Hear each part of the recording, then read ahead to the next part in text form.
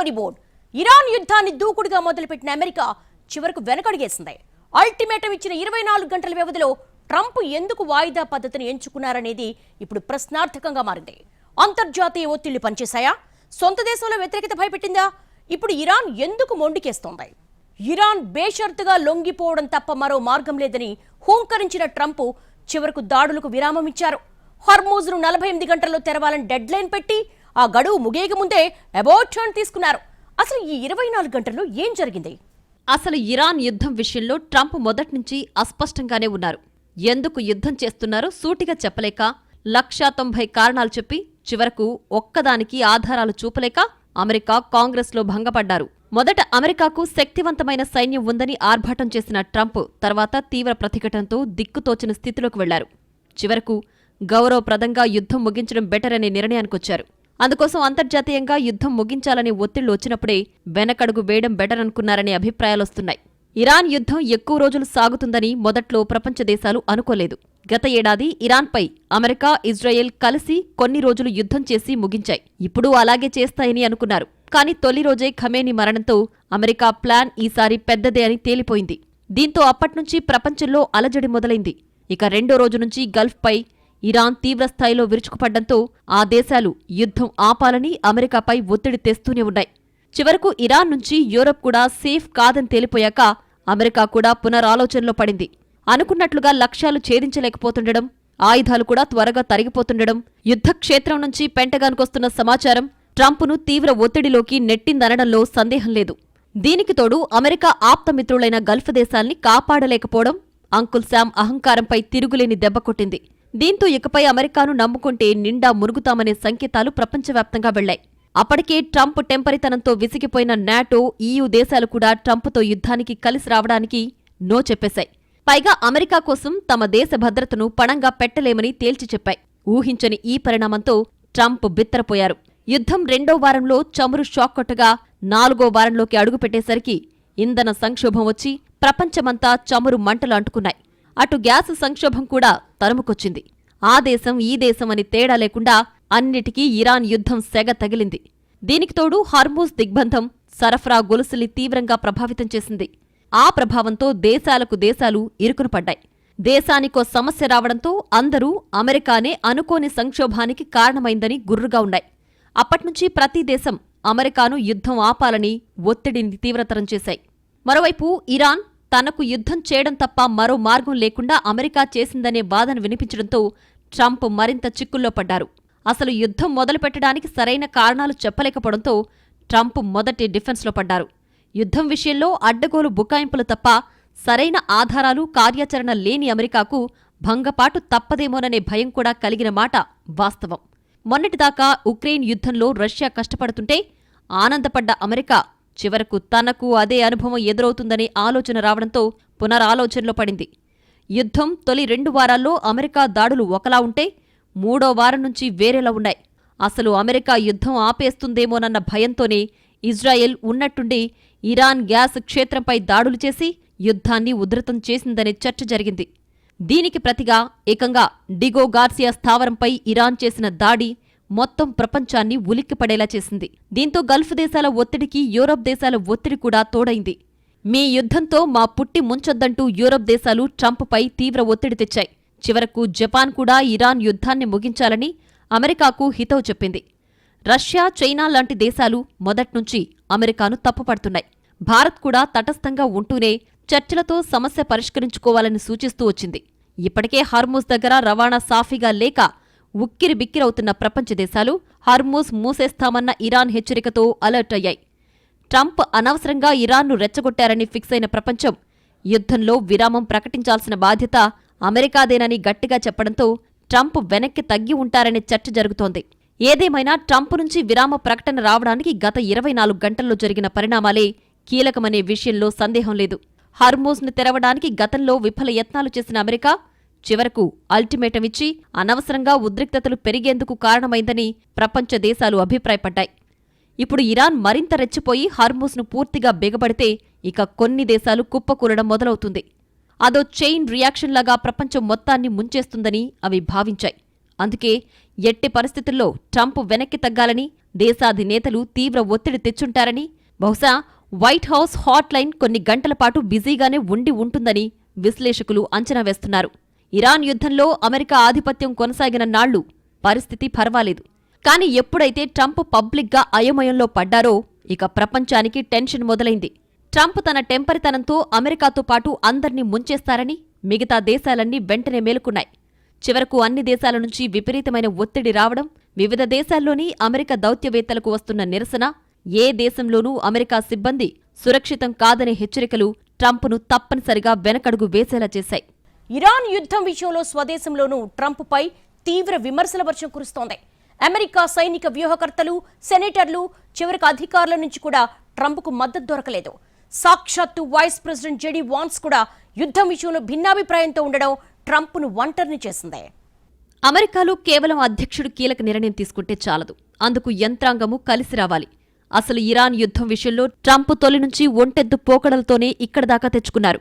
అమెరికాకు యుద్ధాలు కొత్త కాదు. రెండో ప్రపంచ యుద్ధం నుంచి మొన్నటి ఆఫ్ఘనిస్తాన్ యుద్ధం దాకా అమెరికా ప్రత్యేక వ్యూహరచన చేసింది. అమెరికా ఎప్పుడూ నేరుగా తన సైన్యాన్ని శత్రువులకు ఎదురుగా నించోపట్టదు. మొదట తాము దాడి చేసిన దేశంలో తిరుగుబాటుదారుల్ని నిలబెడుతుంది. ఆ తర్వాత రెండో వరుసలో నాటో బలగాలుంటాయి. చివరగా అమెరికా బలగాలుంటాయి. తిరుగుబాటుదారులతోనే సగం యుద్ధం పూర్తి చేసే అమెరికా మిగతా సగం నాటో బలగాలు తన ఎయిర్ ఫోర్స్ దూకుడుతో చేస్తుంది. అంతేకాని అమెరికా సైన్యానికి ప్రాణనష్టం కలిగే చిన్న రిస్కున్న ఆపరేషన్లు కూడా సాధ్యమైనంత వరకు చేయదు. అసలు అమెరికా యుద్ధానికి దిగిందంటే అందుకు ఖచ్చితంగా నిర్దిష్టమైన కసరత్తుంటుంది. ప్లాన్ ఏ విఫలమైతే ప్లాన్ బి కూడా ఉంటుంది. కానీ ట్రంప్ మాత్రం ప్లాన్ ఏనే లేకుండా ఇరాన్పై దూకుడుగా ముందుకెళ్లారు. ఇరాన్ యుద్ధంలో తొలి రోజే గల్ఫ్లో అమెరికా స్థావరాల గగనతల రక్షణ వ్యవస్థలు ధ్వంసమయ్యాయి. అప్పట్నుంచి గల్ఫ్లో ఉన్న అమెరికా సైన్యానికి కనీస రక్షణ లేకుండా పోయింది. ఓవైపు ఇరాన్ దాడులు, మరోవైపు గల్ఫ్ దేశాల ప్రజల్లో వ్యతిరేకతతో వారు ఉక్కిరిబిక్కిరయ్యారు. ఇక అమెరికా నేవీ గురించి ఎంత తక్కువ చెప్పుకుంటే అంత మంచిది. కనీసం టాయిలెట్లు కూడా లేకుండా నేవీ తీవ్ర ఇబ్బందులు ఎదుర్కొంది. ఓ దశలో నేవీలో రాజీనామాల గురించి కూడా చర్చ జరిగింది. గల్ఫ్లో అమెరికా సెంట్రల్ కమాండ్ నుంచి వస్తున్న క్షేత్రస్థాయి సమాచారం అమెరికా మిలిటరీ హెడ్ క్వార్టర్స్ పెంటగన్లో అలజడి రేపింది. చివరకు సైనిక కమాండర్లు కూడా ఇరాన్ నుంచి సాధ్యమైనంత త్వరగా బయటపడాలని ట్రంప్కు చెబుతూ వచ్చారు. ఆయన సలహాదారులు కూడా ఏదో ఒక సాకుతో ఇజ్రాయెల్ని వదిలేసి అమెరికా వెనక్కి రావాలని కోరారు. కాని మొదట ససేమిరా అన్న ట్రంప్ చివరకు యుద్ధంలో పరిస్థితులు చూసి వెనక్కి తగ్గాల్సొచ్చింది. ఇంకా తెగేదాకా లాగితే అమెరికా సైన్యంలోనూ తిరుగుబాటు వస్తుందనే చర్చ ట్రంప్ను భయపెట్టింది. ట్రంప్ ఏం చేసినా గుడ్డిగా సమర్థిస్తూ వచ్చిన సొంత పార్టీ రిపబ్లికన్ సభ్యులు కూడా ఇరాన్ యుద్ధంతో విసిగెత్తిపోయారు. అమెరికా సైనికుల ప్రాణాలు పణంగా పెడితే చూస్తూ ఊరుకోబోమని హెచ్చరించారు. ఏదో ఒకటి చేసి యుద్ధం ముగించాలని గట్టిగా ఒత్తిడి తెచ్చారు. ఇక అధికార వర్గం సరే యుద్ధాన్ని తీవ్రంగా వ్యతిరేకిస్తూ అమెరికాలో అత్యున్నత అధికారి ఒకరు రాజీనామా చేశారు. ఇక ఇరాన్ నుంచి అణుముప్పు ఏమీ లేదని సాక్షాత్తు అమెరికన్ ఇంటెలిజెన్స్ డైరెక్టర్ అమెరికా కాంగ్రెస్కు వాంగ్మూలం ఇచ్చారు. దీనికి తోడు ఈ ఏడాది చివరిలో ఉన్న మధ్యంతర ఎన్నికలు ట్రంప్కు బీపీ పెరిగేలా చేశాయి. సర్వేల్లో పెరుగుతున్న వ్యతిరేకత, సొంత పార్టీ నుంచి వస్తున్న ఒత్తిళ్లు ట్రంప్ను 24 గంటలు యుద్ధ విరమణ ఎలా చెయ్యాలా అని ఆలోచించేలా చేశాయి అనడంలో సందేహం లేదు. మొన్నటిదాకా మాజీ అధ్యక్షుల కంటే సమర్థుడిని అంటూ విర్రవీగిన ట్రంప్ తన కథ ఇరాన్లో ముగిసిపోతుందేమోనని పీడకలలు కన్నారు. ఇంకా ఆలస్యం చేస్తే ఆఫ్ఘాన్లో మాదిరిగా, గతంలో వియత్నాంలో మాదిరిగా ఇరాన్ నుంచి ఆఖరికి గల్ఫ్ నుంచి కూడా అమెరికా పలాయనం చిత్తగించాల్సి వస్తుందనే భయం కూడా ట్రంప్కు నిద్ర పట్టకుండా చేసింది. దీంతో పైకి అంతర్జాతీయ ఒత్తిళ్లు కారణంగా చూపినా అంతర్గతంగా సొంత దేశంలో ఈగల మోతను భరించడం ఇక కుదిరే పని కాదని ట్రంప్ డిసైడ్ అయ్యారు. అందుకే సైలెంట్గా ట్రూత్ సోషల్లో పోస్ట్ పెట్టేసి సైలెంట్ అయిపోయారు. ఇక ఇరాన్ యుద్ధంలో గెలుపోటముల గురించి ట్రంప్ మాట్లాడకపోవచ్చు. ఆయనకు ఏదోలా ఎగ్జిట్ దొరకడమే కావాలని అమెరికా వర్గాలంటున్నాయి. అందుకోసం 2 వారాలుగా ఎదురుచూసిన ట్రంప్ ఇప్పుడు అదును చూసి వెనకడుగు వేశారనే చర్చ జరుగుతోంది. ఎవరేమనుకున్నా అమెరికా ఒంటరిగా ఇరాన్ను ఓడించగలదనే నమ్మకం ఆ దేశానికి లేదు. కీలక సమయంలో నాటో దేశాలు హ్యాండ్ ఇవ్వడంతో ట్రంప్కు ముందు నొయ్యి వెనక గొయ్యి అనే పరిస్థితొచ్చింది. ఇప్పటికే చాలా వరకు చేతులు కాలిపోయాయి. ఇంకా ముందుకెళితే హర్మూజ్ను తెరిపించలేక మరింత భంగపాటు తప్పదని ట్రంప్ ఎట్టకేలకు సరైన అంచనాకొచ్చారు. దీనికి తోడు అమెరికా చరిత్రలో ఎప్పుడూ ఏ అధ్యక్షుడు యుద్ధ సమయంలో ఎదుర్కోనంత ఒంటరితనాన్ని ట్రంప్ ఎదుర్కొన్నారు. ఇంకా సూటిగా చెప్పాలంటే అమెరికాలో అత్యున్నత నిర్ణయాలు తీసుకునే అధికార వర్గం ట్రంప్ ఆలోచనను బహిష్కరించినంత పనిచేసింది. దీంతో ప్రెసిడెంట్ అయిన దగ్గర్నుంచి తన మాటే శాసనంగా అమలు చేసిన ట్రంప్ ఈ దుస్థితిని తట్టుకోలేక వెనక్కి తగ్గారు. ఇప్పుడు విరామ ప్రకటన చేస్తే కనీసం కాస్త గౌరవమైనా ఉంటుందని, లేకపోతే ప్రపంచం ముందు ట్రంపే కాదు మొత్తం అమెరికానే దోషిగా నిలబడాల్సొస్తుందన్న అధికారుల హెచ్చరికలు ట్రంప్పై గట్టిగానే పనిచేశాయి. తేడా వస్తే ఎటూ కాకుండా పోతాననే తెలివి ఆలస్యంగా తెచ్చుకున్న ట్రంప్ ఇరాన్తో చర్చలు కూడా జరుగుతున్నాయంటూ ప్రకటన చేసేశారు. ఈ స్థితిని అడ్వాంటేజ్ తీసుకున్న ఇరాన్ అసలు చర్చలే జరగడం లేదని తేల్చేసి ట్రంప్కు ఝలక్కిచ్చింది. ఇదే అదునుగా అమెరికాను దారికి తేవాలనేది ఇరాన్ వ్యూహమై ఉండొచ్చనే వాదన వినిపిస్తోంది. ఎట్టకేలకు అమెరికా నుంచి దాడులకు విరామ ప్రకటన వచ్చింది. ఈ ప్రకటనను ఇరాన్ అయితే పూర్తిగా నమ్మటం లేదని తేలిపోయింది. ఇక ఇప్పుడు అంతర్జాతీయ సమాజం తమ వంతు పాత్ర పోషించాల్సిన సమయం వచ్చేసింది. మంచో చెడో ట్రంప్ స్వరం తగ్గించారు. ఇదే అదునుగా యుద్ధాన్ని ముగింపు దిశగా తీసుకెళ్లడానికి ప్రపంచ దేశాలు చొరవ తీసుకోవాలి. యుద్ధం అమెరికా మొదలుపెట్టుండొచ్చు, ముగించేది మాత్రం మేమే అని ఇరాన్ తొలి రోజే చెప్పేసింది. ఇప్పుడు ట్రంప్ ప్రకటన తర్వాత ఆ దేశ స్పందన చూస్తే అదే వైఖరికి కట్టుబడ్డట్టుగా కనిపిస్తోంది. యుద్ధం మొదలుపెట్టడం, ముగించడం అంతా మీ ఇష్టమేనా అంటూ ఇరాన్ అడ్డం తిరిగే సూచనలు కనిపిస్తున్నాయి. భారీ ప్రాణనష్టంతో పాటు రాజధాని టెహ్రాన్ రూపురేఖలు లేకుండా పోవటాన్ని, ఖమేనీ హత్యను ఇరాన్ అంత త్వరగా మర్చిపోయే అవకాశం లేదు. అందుకే అమెరికా జుట్టు చేతికి దొరికినప్పుడే ఆడించాలనే ఉద్దేశంతో తమ 3 షరతుల్ని మళ్లీ ముందుకు తెచ్చినా ఆశ్చర్యపోనక్కర్లేదు. గతంలో గల్ఫ్లో అమెరికా ఉనికి ఉండొద్దని, ఇరాన్కు నష్టపరిహారం ఇవ్వాలని, భవిష్యత్తులో ఇలాంటి దుందుడుకు దాడులు ఉండవనే హామీలివ్వాలని కోరింది. ఇప్పుడు ఆ డిమాండ్లపై అమెరికా స్పందన కోరిందంటే అప్పుడు ట్రంప్ ఏం చేస్తారనేది ఇప్పటికీ సందిగ్ధంగానే ఉంది. ఎందుకంటే ప్రస్తుతం ట్రంప్ విరామాన్నే ప్రకటించారు, అంతేకాని విరమణ అని ఎక్కడా చెప్పలేదు. ఇప్పుడు ఇరాన్ ఏం ఆలోచిస్తుందనేది ఎవ్వరికీ అంతు చిక్కడం లేదు. ఇప్పటికే 4 వారాల యుద్ధంలో ఎవ్వరికీ అంతు చిక్కని ఇరాన్ వ్యూహం ఇప్పుడు కూడా అంత తేలికగా అర్థమయ్యే అవకాశం లేదు. సరే, యుద్ధంలో ఏదో ఒక పక్షం కాస్త తగ్గినప్పుడు మూడో పక్షం చొరవ తీసుకుని యుద్ధాన్ని ముగించాలి. ఇప్పుడు అంతర్జాతీయ సమాజం ముందుకొచ్చి అమెరికా, ఇరాన్ను మళ్లీ చర్చల టేబుల్ దగ్గరికి తేవాల్సుంటుంది. ఆ చర్చల్లో ఇరుపక్షాలకు ఆమోదయోగ్యమైన షరతులు కూడా తీసుకొచ్చి ఇద్దర్నీ నయానో భయానో లొంగదీయకపోతే ప్రపంచం మొత్తం పెను సంక్షోభంలో కూరుకుపోక తప్పదు. ఇప్పుడు గల్ఫ్ దేశాలు, ముస్లిం ప్రపంచంతో పాటు రష్యా, చైనా లాంటి దేశాలు కీలక పాత్ర పోషించాల్సుంటుంది.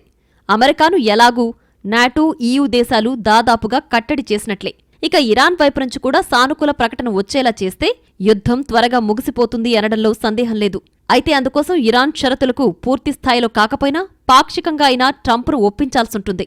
ఉదాహరణకు, అమెరికా బలగాల ఉపసంహరణ పూర్తిస్థాయిలో సాధ్యం కాకపోయినా కనీసం బలగాల తగ్గింపు దగ్గర అంగీకారం కుదరొచ్చు.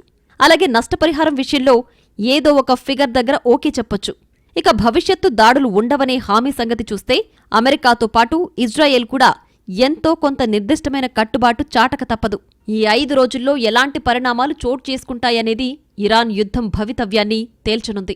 గతంలో చాలా యుద్ధాలు సంప్రదింపులు, చర్చలతోనే ఆగాయి. కాని ఈ యుద్ధంలో చర్చలు జరపడం కూడా కత్తిమీద సామే. ఏమాత్రం అటూ ఇటూ అయినా యుద్ధం మళ్లీ మొదలై మరింత తీవ్రస్థాయిలో జరిగే అవకాశం ఎప్పుడూ ఉంటుంది. మరి యుద్ధం ముగింపు దిశగా సాగుతుందా, కొనసాగుతుందా అనేది అమెరికా, ఇరాన్ తీసుకునే కార్యాచరణ మీదే ఆధారపడి ఉంది. కాకపోతే ఇప్పుడు ట్రంప్ ప్రకటన ప్రపంచానికి ఓ మంచి అవకాశం అనడంలో సందేహం లేదు. ఇప్పటిదాకా ఇది అమెరికా తెచ్చిన యుద్ధం అని వాదిస్తున్న ఇరాన్కు ఇప్పుడు యుద్ధం కొనసాగిస్తే ఆ దేశం అసలు రంగు ఇదే అనే చెడ్డ పేరు తప్పదు. మరి ఇప్పుడున్న స్థితిలో ఇరాన్ అలాంటి పనికి సాహసిస్తుందా లేదా అనేది చూడాల్సిందే. ఎందుకంటే ఇరాన్ కూడా సమస్యలతో సతమతమవుతోంది. ద్రవ్యోల్బణం బాగా పెరిగింది.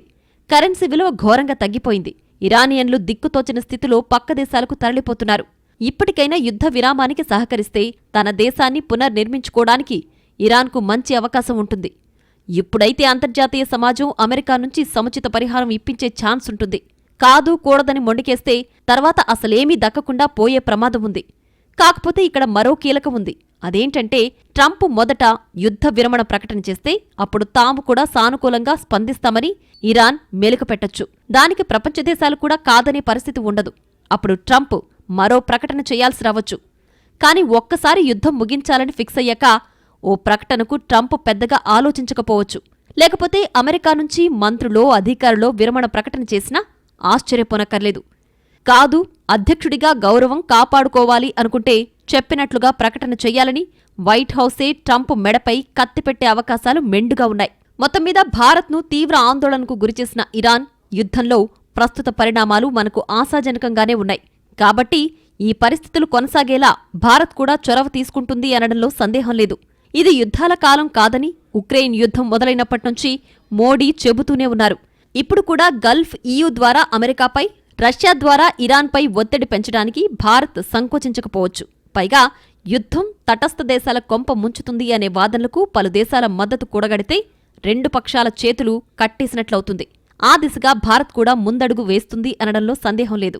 ఇప్పటిదాకా మీరు చెప్పేవన్నీ విన్నాం, ఇక మేం చెప్పేది వినాల్సిందేనంటూ భారత్ అమెరికా, ఇరాన్పై ప్రత్యక్షంగా పరోక్షంగా ఒత్తిడి తేవడం ఖాయంగా కనిపిస్తోంది.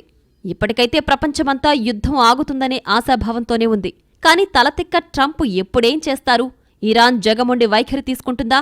ఇజ్రాయెల్ మరోసారి తుంటరి పనిచేస్తుందా? లాంటి ప్రశ్నలు అందర్నీ సందిగ్ధంలోకి నెట్టేస్తున్నాయి.